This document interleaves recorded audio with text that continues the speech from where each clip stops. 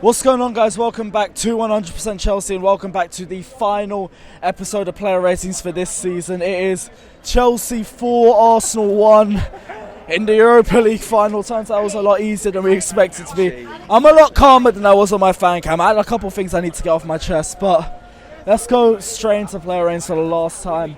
Kepa, thoughts on him today? I thought first half was a little bit shaky. There was a couple of punches he was doing that was a bit questionable. But second half, I mean, that save from... no, it wasn't Aubameyang. Whoever it was brilliant. He was superb in the second half. I'm going to give him an 8.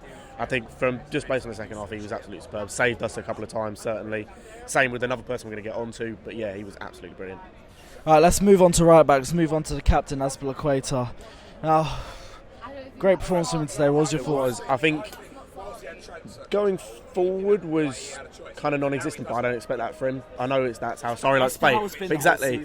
But I don't think defensively. I think just in terms of just the passion shown today, the energy from him, how he was getting in some of his challenges, I think it was brilliant. I think, as you're going to see from these player ends, there's quite a lot of similarity. But I'm going to give him a 7. I think that again, as I said, I think he was just superb. I think that he was a leader today. I think this is the leader we've been wanting to see. I think it's the day we wanted to see in terms of that calming presence at the back. And I think, as I said, it's superb. And I can't fault him for the most part, apart from going forward a bit. But I'm used to him not being able to do that. That's not his position, really. All right, moving on to Andreas Christensen now. A lot of question over the last couple of weeks. How would he fit into this squad? Would he be the replacement that we needed for Rudiger? I think he's answered a couple of questions. A 9, straight off the bat. He's the one I was talking about when I said Kepa. Andreas Christensen was brilliant today. I have doubted him. Earlier in the season, I questioned whether he could come in and be that, that next... Everyone was touting him as like John Terry's replacement in a few years. Can he be that person to step up? And I was down at the start of the season. I thought against Derby he was poor. So in a couple of against Wolves he was a bit poor. But today he was absolutely superb. That block from Aubameyang, I know it was offside, but that's a match-winning block. That was absolutely superb. I know I said it with Dave, but I can't fault him. I can't find any faults with Christian. Yeah, he got a yellow card, but so what? He's defending. You expect that from players, but he was brilliant. And yeah, I was wrong. I'm happy to admit about a player I was wrong. He was brilliant today. We always want to be wrong about those players, but let's move on to David Luiz. Again, a lot of criticism for him this entire season. Been deserved, but let's say he's ended the season on a high note. I think so. I think, if I'm being honest, out of the whole team that started, I'd say he was arguably the worst player, but I don't think that was any fault of his own. I think that's more because everyone else was was brilliant. Everyone else put in was so much better, so I'd give him a 7, just because I don't think he had a poor game, but he wasn't quite as good as everyone else. But again, that's no fault of his own. We were just brilliant, as you saw. I mean, when you're getting 4 goals against another big team, then obviously you're going to have good performance everyone on the pitch. But yeah, I think a 7. I think he didn't do anything wrong, but didn't do anything spectacular and make me want to give more than that.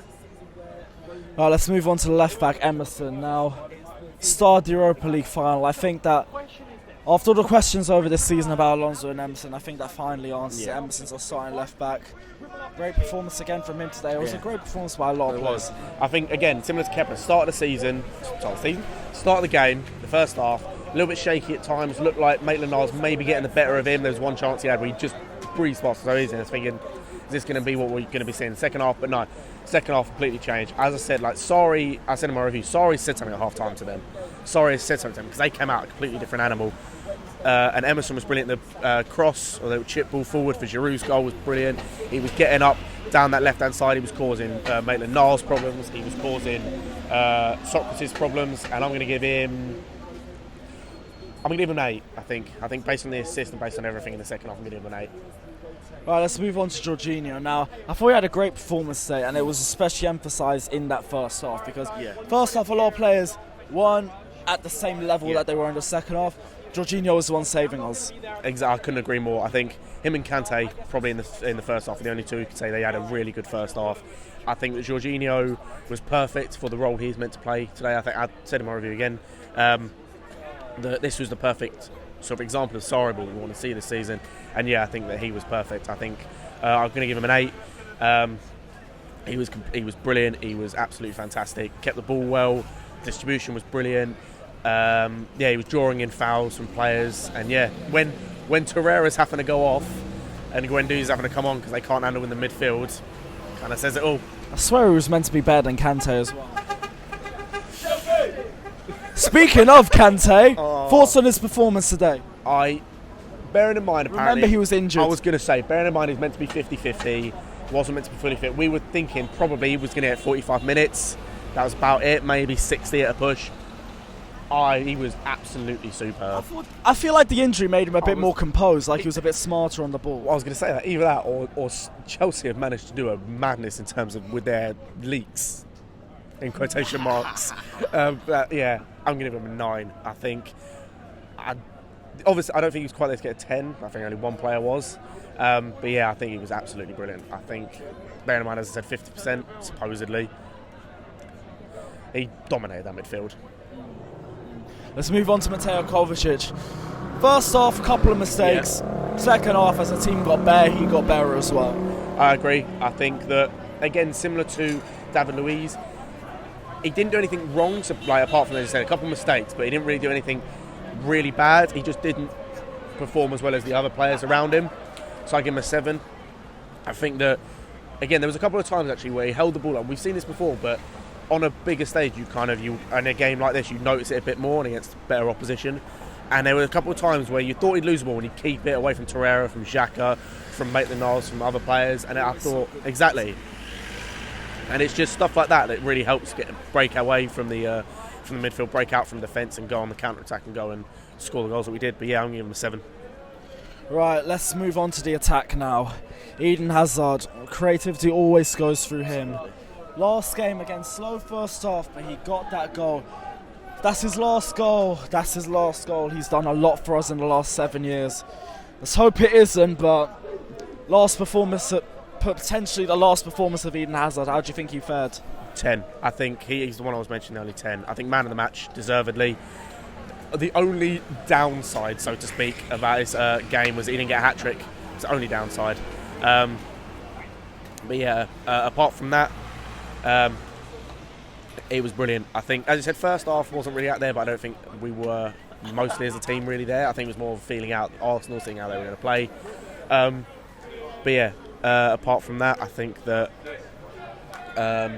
yeah, he was perfect. I think every time you could see, every time he got the ball, it's natural for Hazard, but every time you get the ball, Arsenal players would start questioning themselves. They start getting around him, and even so, it didn't matter. There was a couple of times him and Giroud had really good link-up play. He was getting between a couple of people, and Arsenal, the defenders just couldn't deal with them. I know that they're not the best defensively, but that's their full strength defence, and that's their, apart from Cech obviously in goal, that's their full strength sort of back line, and they couldn't handle him. They just couldn't handle him.